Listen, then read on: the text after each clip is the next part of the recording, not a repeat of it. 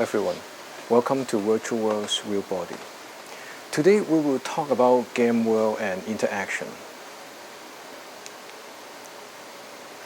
And our title would be Immersion Beyond Narratives. When we interact with the machine, literally we hit the machine. That's what we call 打機 in Chinese, when people are playing video games. In a way, we interact with it and we engage with the machine.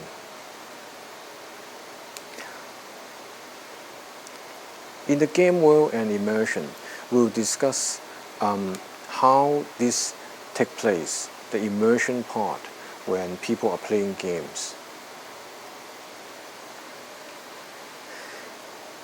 When we immerse in a certain game world, we dismiss the outside world and the body.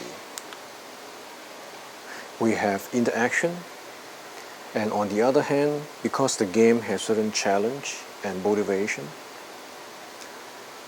apart from that, there is the thing called narrative, the story of the game.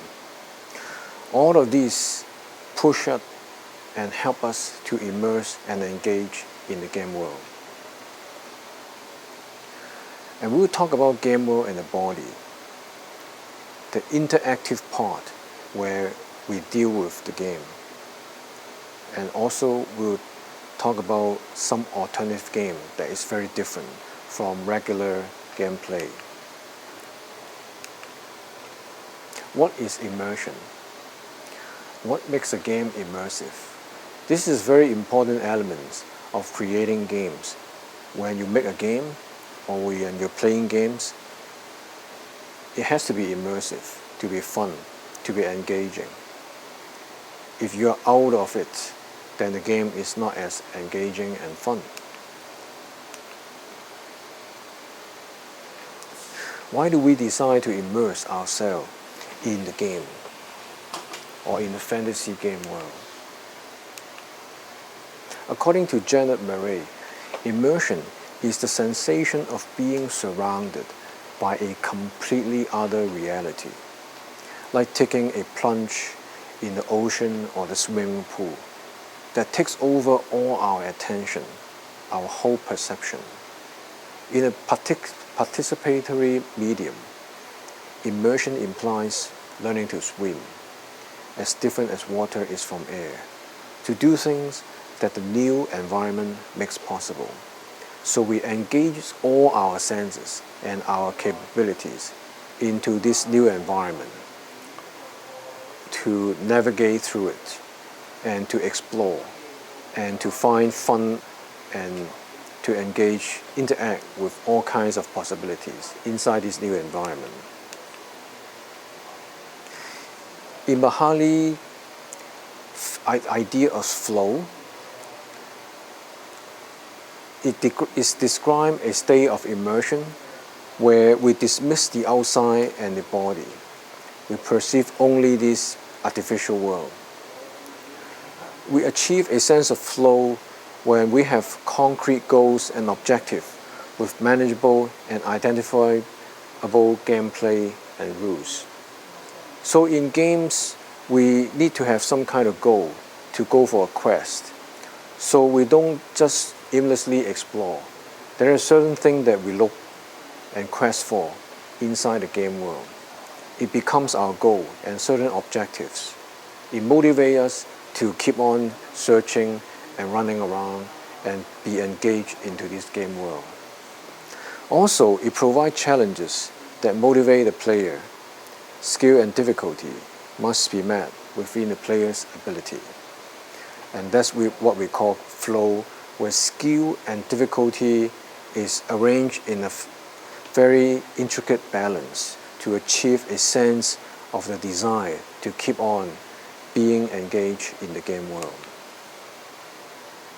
When we engage and immerse in the game world, we dismiss outside and our body. In a way, this game blocks as many senses as possible from the outside world and engages totally. In virtual reality, the same thing happens. On the other hand, we identify with the certain game objects or the space inside. We look into the rules, objective, and game mechanics of such game. And finally, we have a certain emotional experience that achieved through going through the game experience and the narrative.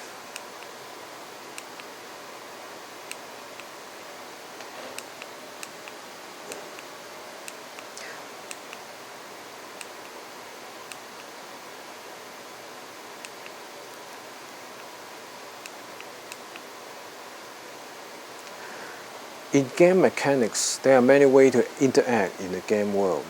There are simple ways and there are more complex ways. But even in a very simple way, it can be very engaging.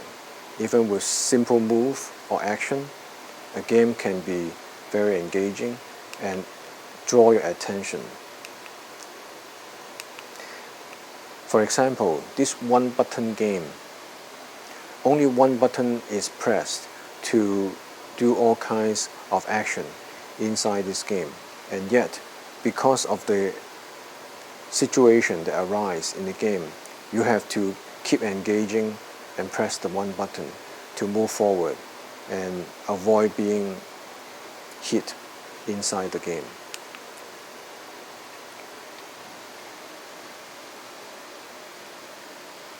And therefore, in summary, we create immersion in virtual reality experience just as we play games. It's a very important element that we should consider when we create virtual worlds.